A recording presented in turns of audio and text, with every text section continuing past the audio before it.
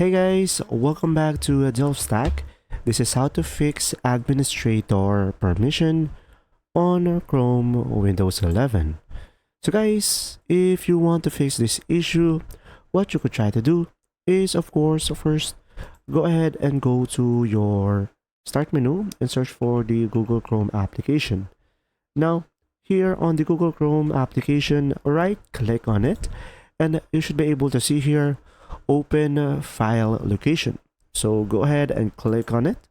Now from here you will have the Google Chrome highlighted, so you could just simply go ahead and right click on it, and from here go for show more options, and now you will have a lot of options over here, and go for properties.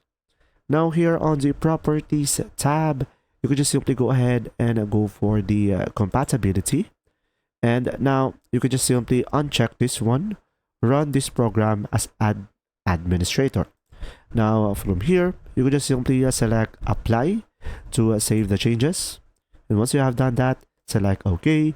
And when you open up the Google Chrome, you will no longer have the administrator pop up, and you can just simply open the Chrome right away. There you go.